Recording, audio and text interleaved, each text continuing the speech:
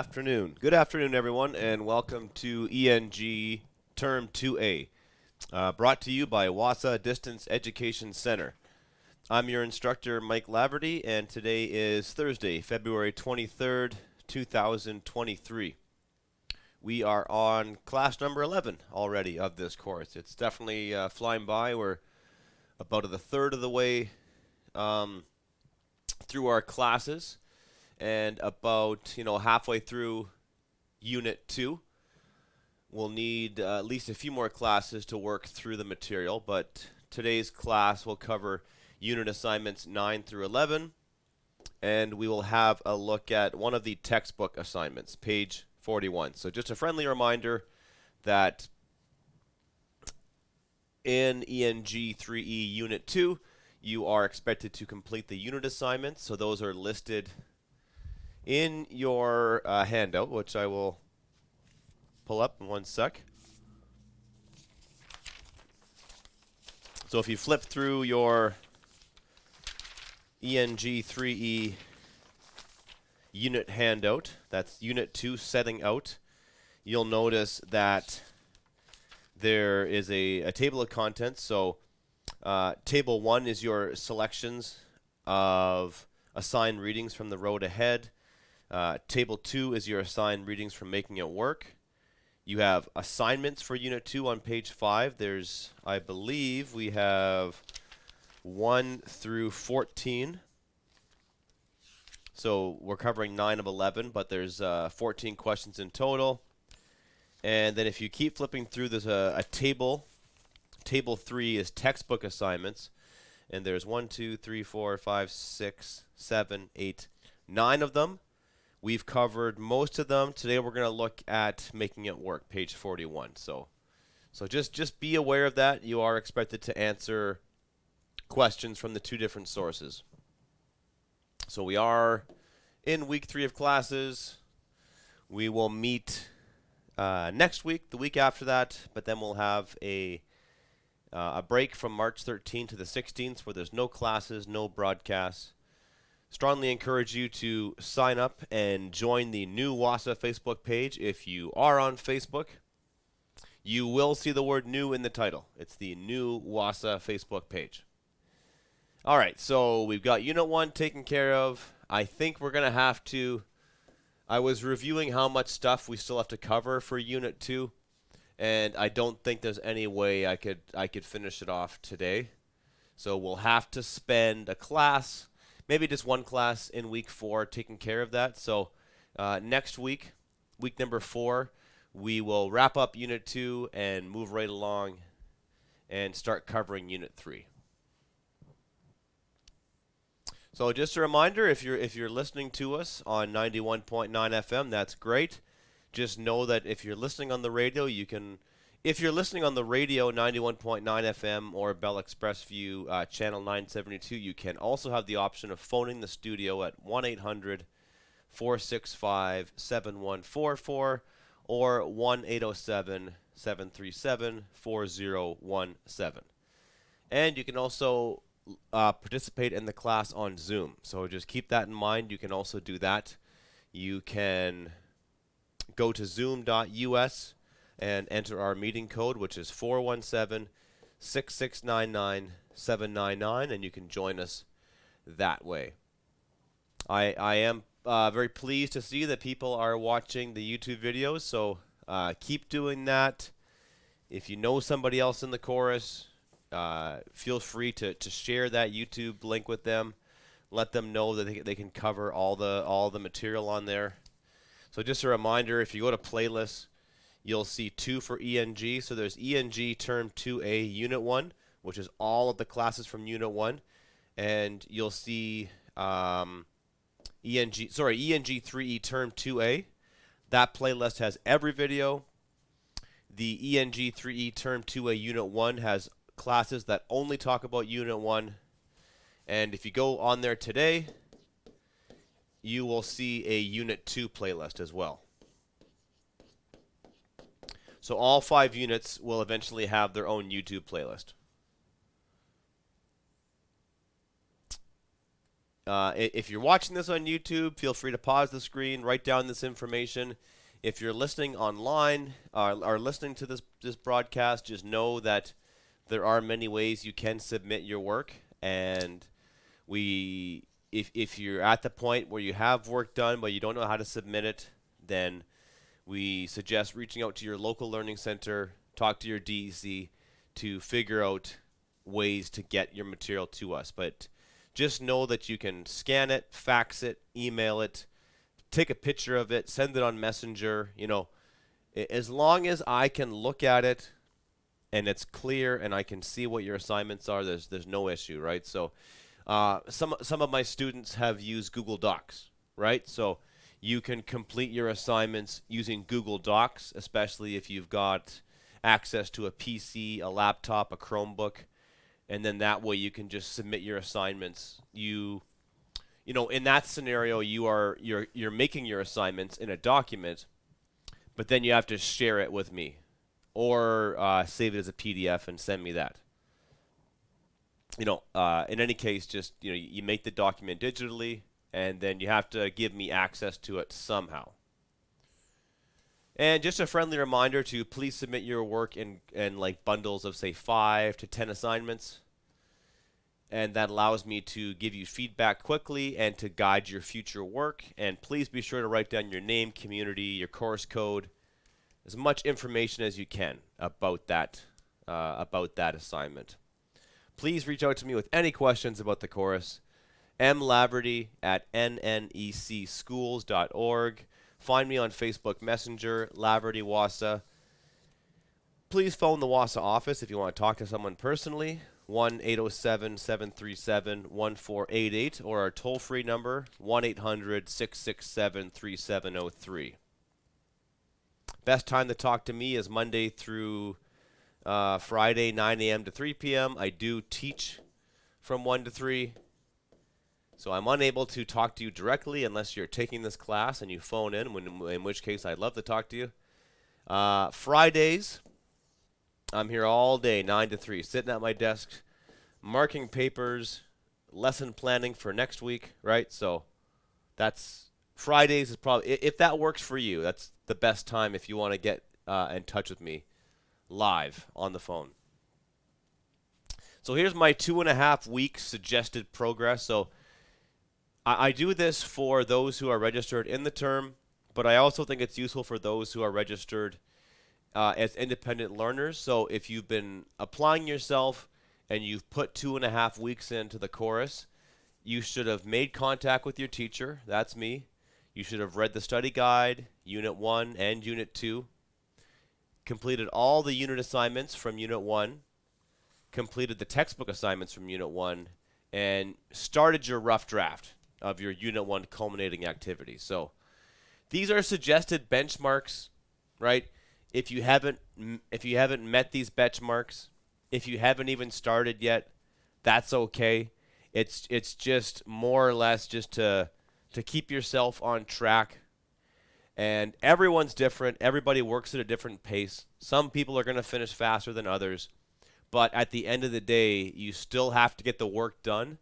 And I don't want students to put too much stress and too much pressure on themselves, which is what I did when I was a student, right? So it's important to have, the whole metaphor and the whole theme of ENG3E is the journey, right? Taking a journey, right? And my journey might take slower than someone else's journey. It's my journey. It's for me to experience. But at the end of the day, there's a certain pace you have to keep up. And if you don't keep that pace up, you just inevitably end up stressing yourself out. So it's just a friendly reminder on how much work you should have done at this point. Here's today's lesson. We're going to look at an article. Kevin Hart opens new plant-based fast food restaurant in Los Angeles.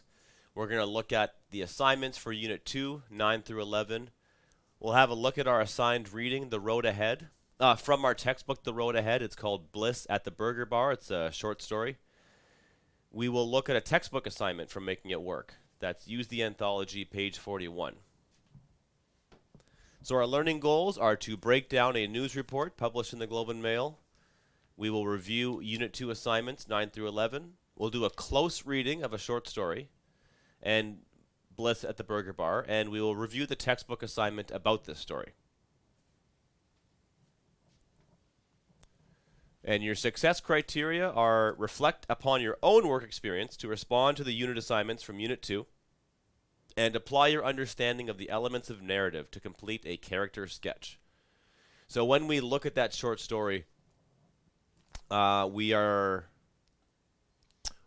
doing it with a very specific goal in mind. We're going to do a character sketch, and we're gonna really break down and analyze the main character of that short story. So the focus of Unit 2, as you'll see at this point, is on literature. We are it is on work skills and the experience of working with others. So you'll see how like the workplace can be turned into a fictional account, but the whole thing is meant to make you reflect upon your own work experience, to make you think about what it's like for you to be in that situation and how you'd respond to it. And yeah. And that is, I would argue that the best kind of learning. There's experiential learning where you're actually like on a job and you're doing stuff and somebody's your mentor and they teach you things.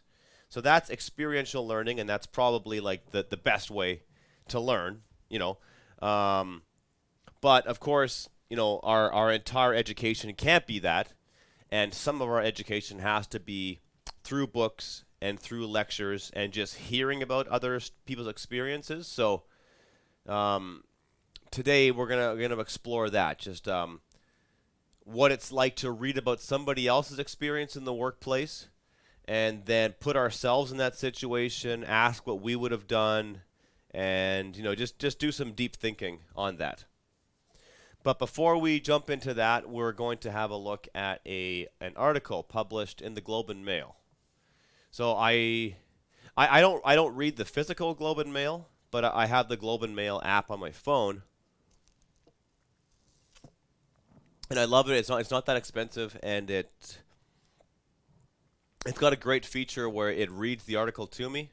Not all of them can do that, but a lot of them I can just hit play on the app, and it'll start playing me the recording. So if I'm doing the dishes, or if I'm taking my dog for a walk and I don't want to read while I walk, I can have that thing just playing in my headphones. So I love that. So I listen to a lot of these articles by doing that. I chose this article because it's about fast food. It's about restaurants, and it ties in nicely with our short story. So Kevin Hart opens new plant-based fast food restaurant in Los Angeles. So if we break down the parts of the article, news report articles have headlines. They also have bylines, and bylines tell us who wrote it, when they wrote it, who they wrote it for, where it was published, that kind of stuff. This one was written by Jonathan Landrum Jr. From Los Angeles, from the Associated Press. This article was published in August 26, 2022. The caption reads, so we have the photograph. We got a photograph of what looks like a plate of chicken nuggets, but it's plant-based. So I guess they're plant-based nuggets. And we've got a caption.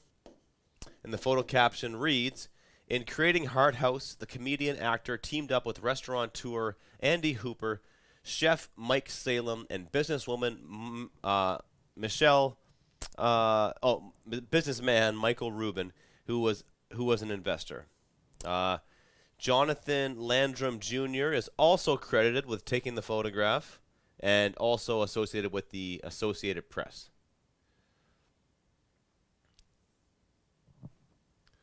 Kevin Hart opens new plant-based fast food restaurant in Los Angeles. So again, that's our caption.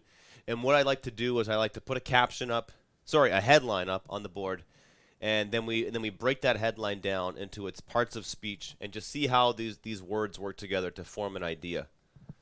So Kevin Hart is, I'm going to have to change my color here so you can actually read what I'm doing.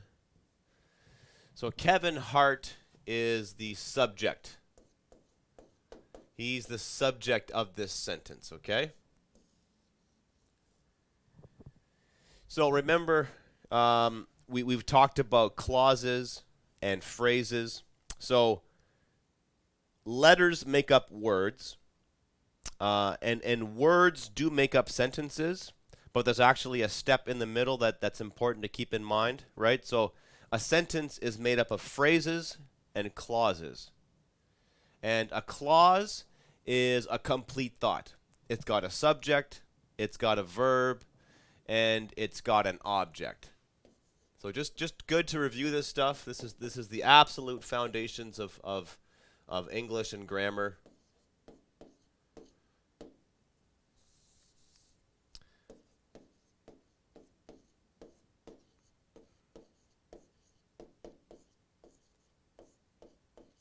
So to be a complete thought, to be a clause, you've got to have a subject and a predicate.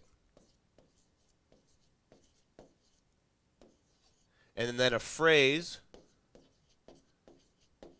is, a phrase will only have one or none.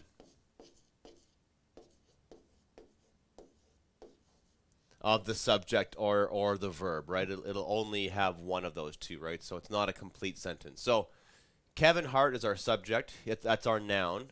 What he did is he opens. That's the verb, right? That's the predicate of the novel. And he opens a new plant-based fast food restaurant. So what Kevin Hart did is he opened a restaurant. So Kevin Hart opens restaurant. Okay? Those three words are if you want a metaphor, like this is the foundations of the house. This is the concrete. This is the framework of the sentence. Kevin Hart opens restaurant. That is like the essential message of that sentence. But we've got these three adjectives. The restaurant is new, it's plant-based, and it's a fast food restaurant. So all of those three terms are adjectives, right? They describe restaurant. So he didn't just open any restaurant. He opened a new plant-based fast food restaurant. The sentence could end there. We could just simply say, Kevin Hart opens new plant-based fast food restaurant and finish it. But they've added two more words, in Los Angeles, right? So we get some more information. Prepositions are words that tell us where something happened. They tell us when something happened. So in this case, they tell us where it happened, in, and Los Angeles, which is a proper noun.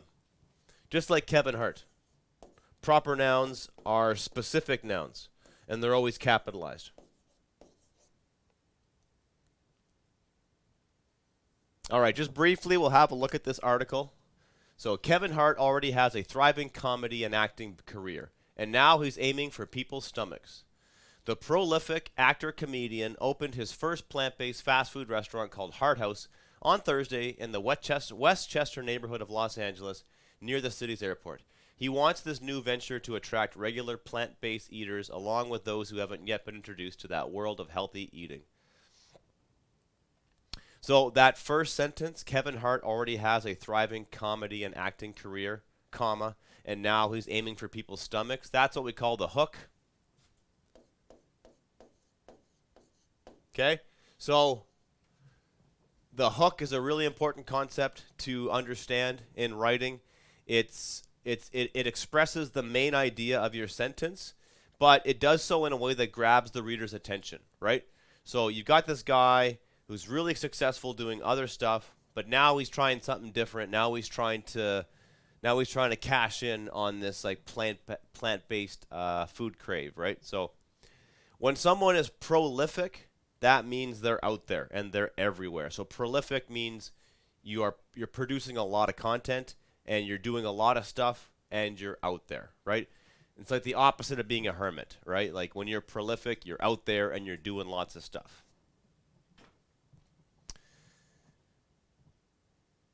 Okay, anything else we want to touch upon here? He wants this new venture to attract regular plant-based eaters along with those who haven't yet been introduced to that world of healthy eating. Let's have a look at the next two paragraphs. They've got a quote from the subject of the article. Let's see if I can reduce this. Nope. No, I just muted myself. Ah, well. Our business is in the business of feeling good. That's what Kevin Hart is about, he said in an interview before the restaurant's official opening, which got off to a strong start with a long lines of customers throughout the day. All right, so here's a great thing. So I copy and pasted this article directly from the Globe and Mail's website. So it's a good lesson. So when you read stuff out loud, you catch mistakes. So here it is. Which got off to a strong start with a long line with, it should say a long line of customer. Or it could say with long lines of customers, but it can't say a long lines. That's grammatically incorrect, right? So even the pros make a mistake. While sitting alongside his wife, Eniko Hart, the actor scarfed down a plant-based crispy chicken sandwich, chicken nuggets, and tots. So while sitting down alongside his wife, you notice how they say alongside his wife, comma, then they list her name, and then they put another comma. So in that case, the commas are acting like brackets.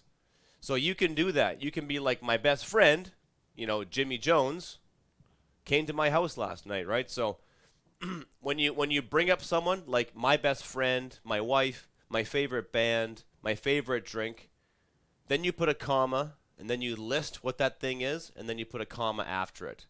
That's called a noun phrase, and it's when you give more information about a noun. Rapper Lil Baby showed up to the preview to place an order from the fully plant-based menu that also features burgers, salads, fries, iced teas, and a limeade. So there we go. That we got commas being used to list items in a list. The restaurant's milkshakes are made from an oat and soy blend.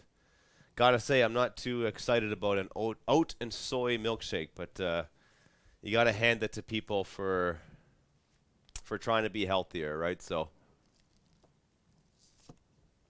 myself personally, I don't eat much fast food, and when I do, it's definitely a treat.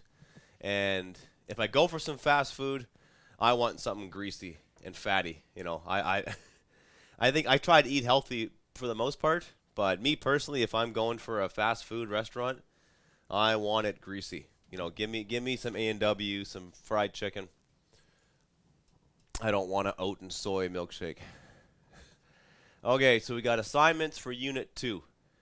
Number 9, define the word bliss. And this is a reference to the short story, Bliss at the Burger Bar. One sentence. So again, this is super easy.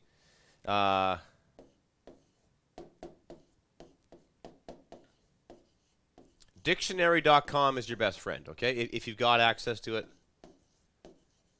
If you're old school, you can flip through an actual dictionary, and that's great. I have the Oxford English Dictionary on my phone. I paid extra for it, so I love that app.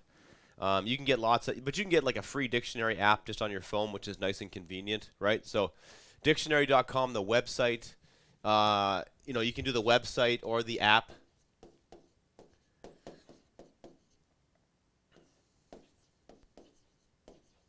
But it's just good to look up words and see their definition, because a lot of times you think you know the definition, and sometimes you're in the right ballpark.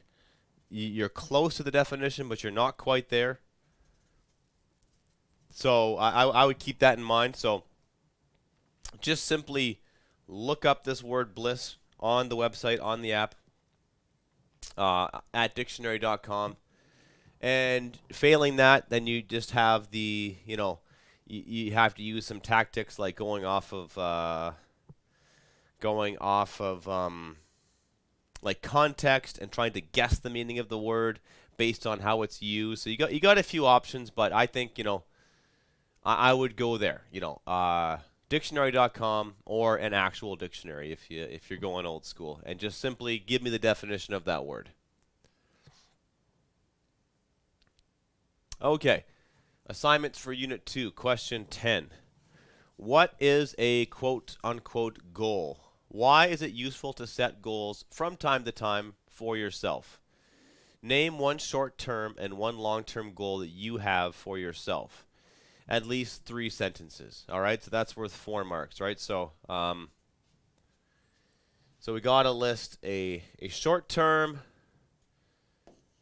and a long-term goal.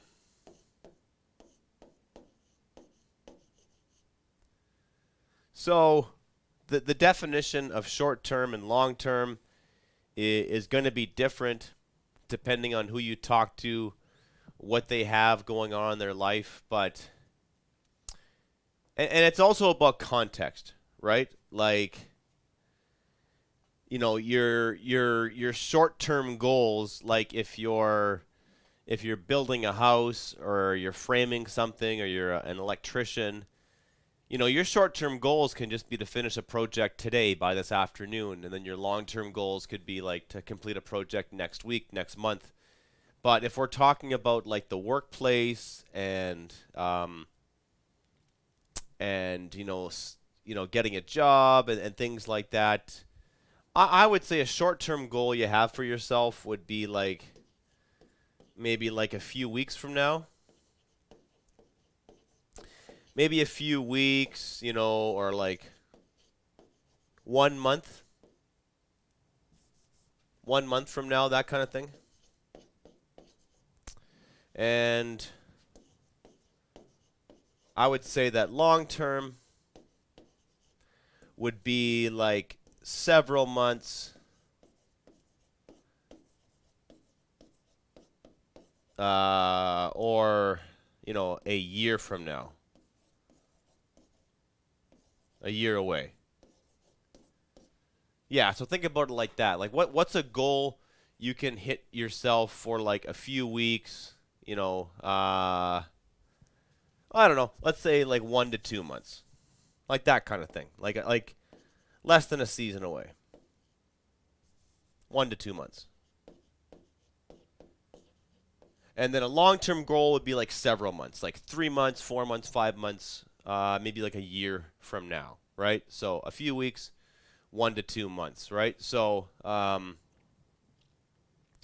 so myself personally, I have, let's say, like if you look at myself as a teacher, I have a short-term goal of successfully teaching this course, of successfully teaching ENG3E, teaching all my courses, gathering up all my student work, marking it, and then reflecting upon how the chorus went. Things I would change about the chorus, things I would change about the way I deliver the chorus, right? So like that's a short-term goal for me, is to teach this course for the first time, mark all my papers, and do some serious reflection on this course. That's a short-term goal of mine that I'm fairly confident that I will meet. A long-term goal of mine, which is going to take me several months, or might even take me a couple of years, is I have to take some, even though I'm a teacher, I have to take some courses myself to keep myself fresh and current, and to keep myself certified with the Ontario College of Teachers. So a long-term goal I have for myself would be to take all of my required courses. I think I have to get 4 of them. So that's a long-term goal of mine. Assignments for Unit 2, Question 11. So what we have here is we have 2 scenarios. If you are presently employed, either full-time or part-time, describe your job. What is your job? How long have you been in this job? What are your likes and dislikes about your job? How long do you plan to stay in the job? Question mark. 1 paragraph containing at least, I spelled that wrong. Containing at least 7 sentences. Okay? So option A is you have a job, you're employed right now, and you're describing that job and how long you've been there, all that. Option 2, or I guess option B I should say, is if you are not employed, either full-time or part-time at the moment, but you are needing and hoping for one sometime soon, Describe what you would like. What kind of job are you most interested in, and why? Is this job available locally? So could you find that in your community right now? If it's online and you could do the job anywhere, then say that. What qualifications are required? One paragraph containing at least 7 sentences.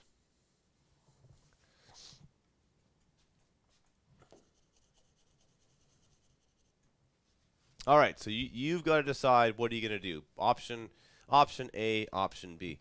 Tell you what, even if you are employed in a job and maybe you don't like that job, or maybe it's all right but you wish you had something better, you can do option B. You can write about a job you want. That's totally fine.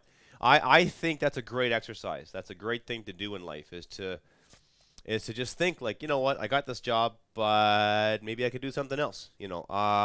I was a librarian for 10 years, and then I switched it up and went back into teaching, right? So, and I kind of, at one point, thought I would stay at that job, for many, many years, but things changed, and now I'm teaching, and I like it. So without giving away all my secrets, I will walk you through question 11A. So if you're presently employed, describe your job. What's your job? How long have you been there? What are your likes and dislikes? And how long do you plan to stay there? So, so my job. So you do a bit of pre-planning, right? So I am an English teacher with WASA, Distance Education Center. I started August 2022. Let's see. I dislike not teaching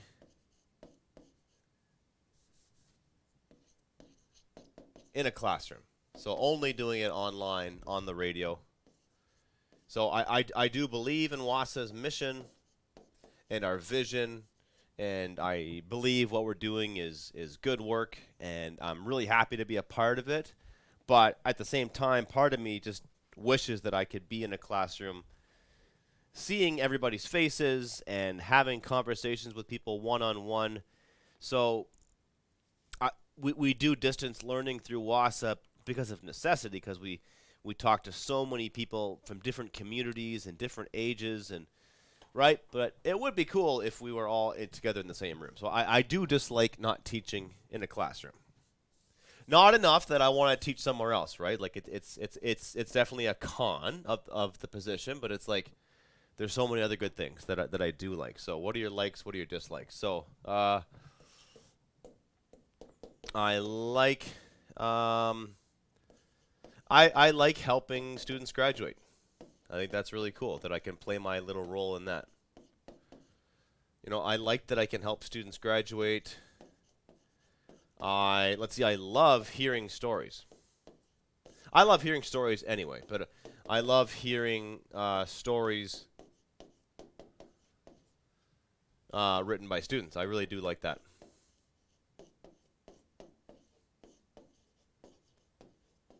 And how long do I plan to stay? I would just say at this point, several years, right? I found myself a new home. I'd like to stick it around. So, so this is what I would suggest that you do, is to write some rough notes like this. Answer those questions, right? Describe your job. What is your job? How long have you been in the job? What are your likes and dislikes? How long do you plan to stay there? And then write a paragraph about it, right? So, I guess I could also write, it's distance. I teach 2 courses right now, right? So things like that, right? So once you've got that point form in front of you, then it should be easy to sort of parlay that into transform that into a paragraph. And I would suggest that you try to you try to you try to combine ideas. So let me just show you something real quick here. Let's go pull up my text. So, you know, I'm an English teacher. So the fact that I started in 2022, the fact that I'm distance, I'm gonna try and write a sentence for you that's gonna combine a lot of things. So let's see. I began a career as an adult educator. Yeah, even better. In August, whoops, in August 2022, comma, I began a career as an adult educator with WASA, Distance Education Center. Okay? So when I wrote that sentence, I was going directly from my notes, right? So I have the part about me starting in August 2022, and then I have the part about what my job is. I didn't say I'm an English teacher. My next sentence could be something like, I am currently teaching two English courses through distance. Well, maybe we'll just say it through radio, Zoom, and YouTube. So there we go. So that's two sentences right there. And then I just got to do 5 more, right? And then once you've done is you've introduced a main idea, you've introduced a hook, and then you explain it, right? So I'm an adult educator with WASA Distance Education. I teach English. So you can see that the next logical steps would be for me to describe those courses, my experiences teaching those courses, the dislike, the like, and then wrap it up with how long you want to stay for. So that's the way I would approach that assignment. Do a bit of pre-planning, and your planning, not pre-planning, planning. Your planning is just simply answer the questions. Okay. Get that out of there.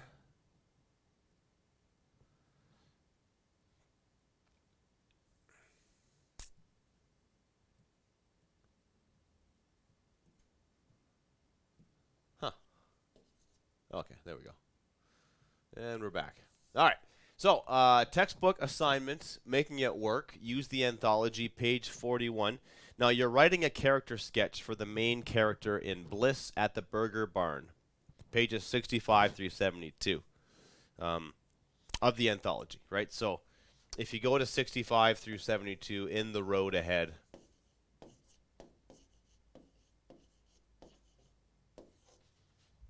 you will find this short story. I just want to get rid of that annotation, clear all my drawings. There we go. Right. So a short story is a story that's usually pretty short, and by short, it's like 1 page to 20 pages. Like you do see like some short stories are on the upper end of like say 25, 30 pages. That's pretty long for a short story, but some of them are actually that long. Alice Munro is probably Canada's best short story writer, in my personal opinion, and her short stories were fairly long. Some of hers were 10, 12, but a lot of her short stories were like 30 pages long. So you have short stories, and then you have novels. And somewhere in the middle, you have novellas. And so, like, a novella is like a really short novel. Like, really famous examples are like Animal Farm by George Orwell and Heart of Darkness by Joseph Conrad. These are like 100 pages long. So they're not quite novels, They're way too long to be a novel. Sorry, they're way too short to be a novel. They're way too long to be a short story. So we typically have in literature we have short stories, novellas, and novels. So this is a short story, right? So it's usually usually a short story is confined to like one setting. Sometimes they bounce around from different timelines and different settings, but like your typical short story takes place in one location. It's got one main character, right? And it usually focuses on, like one person or a small group of people, and there's one conflict, or it's very focused, right?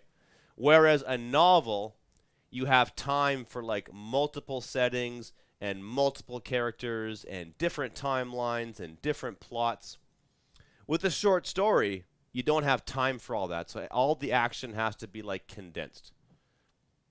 And in this story, Bliss at the Burger Barn, the whole thing, well, I shouldn't say the whole thing. There is a car ride on the way home, but 99% of this short story takes place in the restaurant.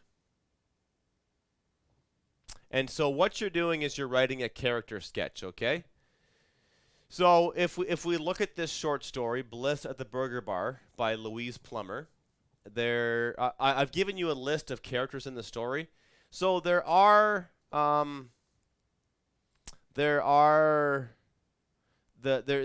major characters and minor characters. So I would say like Milo, Old Faithful, Dennis. These are what I would call the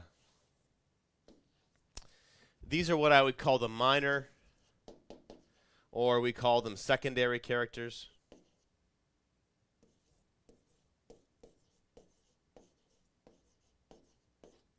And the main character is the narrator, Hannah. But I would also say she's the protagonist, right? Protagonist. But I would also say that these are our main characters.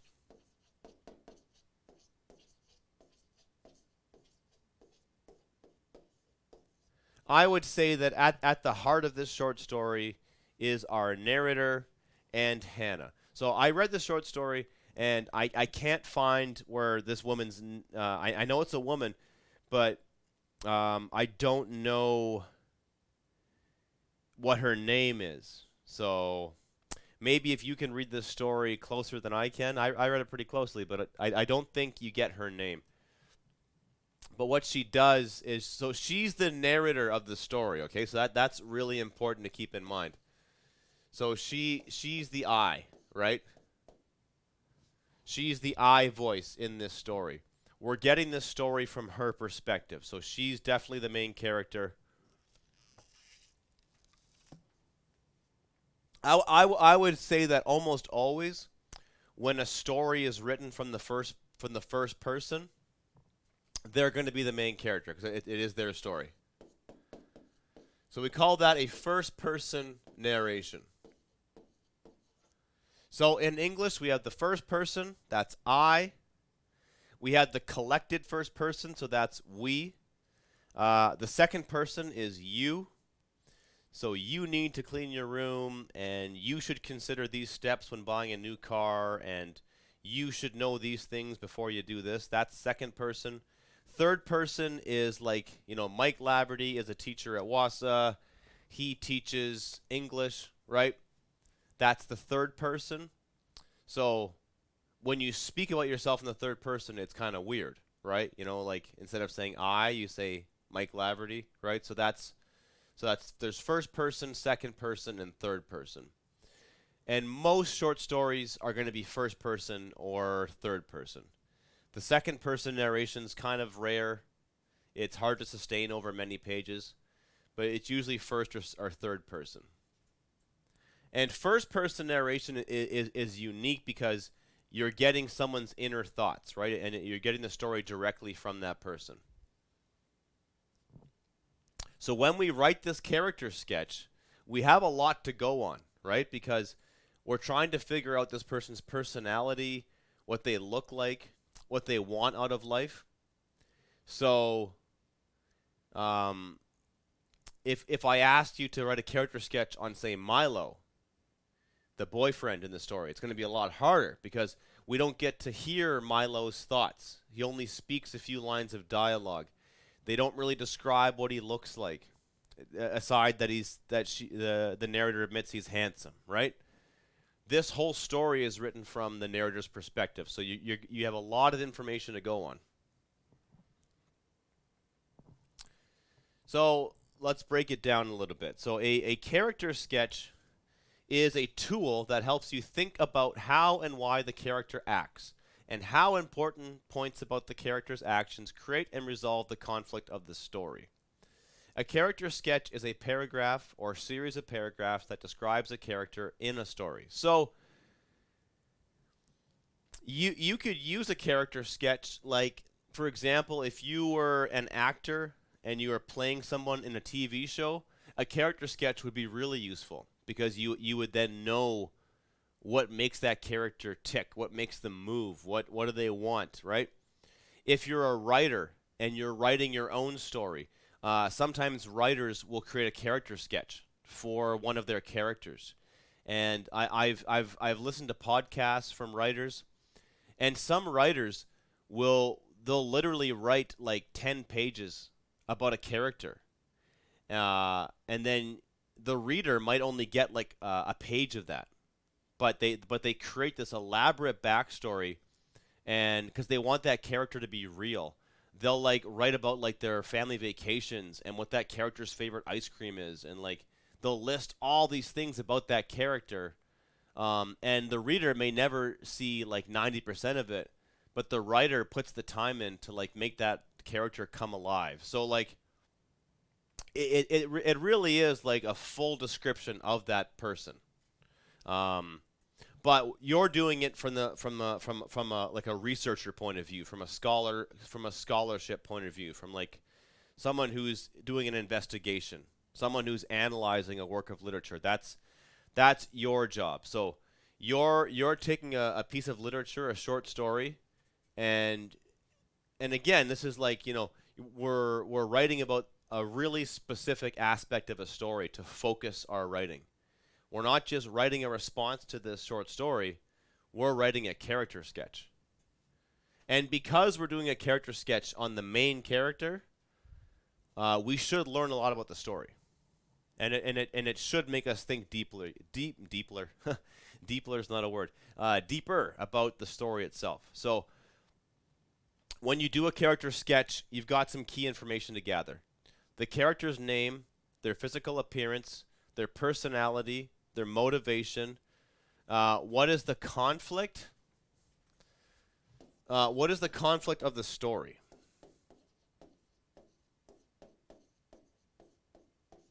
Right? Or of the character.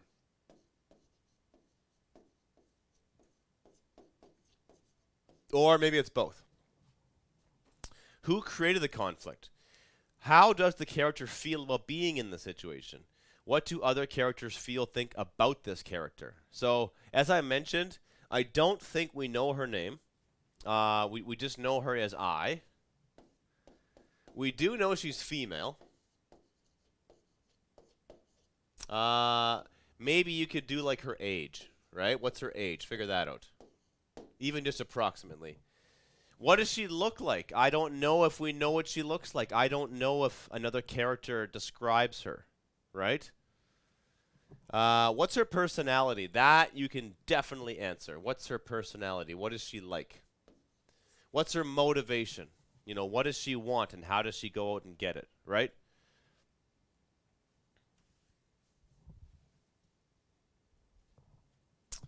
So if you look at the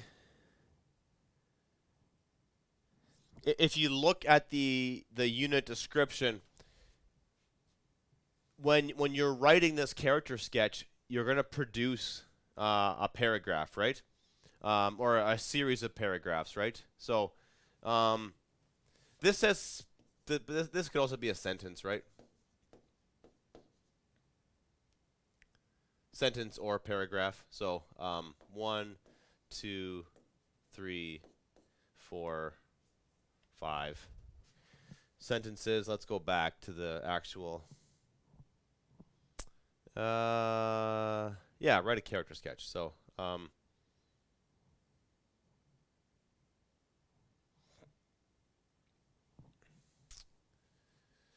you have to identify the character, the title of the text where the character appears, briefly describe the character's situation and the conflict, identify the character's physical appearance. So give us the context. What's the character's name? What's the name of the short story? What's the situation? So talk a bit about the setting and the conflict, right? So where is she and what's happening? What's the problem? Describe the character's personality with evidence from the story. Include other information you think is important, such as the character's motivation. Explain why the character acts as she or he does in the story, or if you haven't finished the story, predict what the character will do to solve the conflict. So this story is short enough. I think you can read the whole thing before you answer the questions.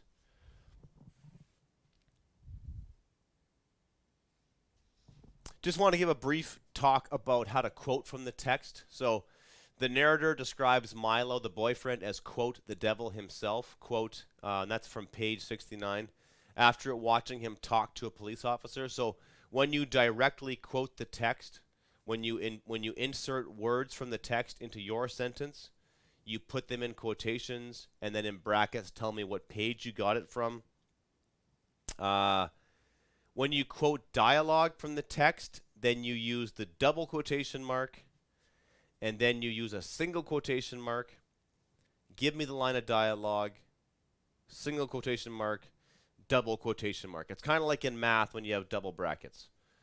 Or you can just say, like, for example, at the end of the story, the narrator is kind to Old Faithful and learns that his name is actually Harold Finlayson. Page 72. So in that case, I don't need to directly quote the book, but I do say where I got that from. So whenever you can, I would suggest that you do that. So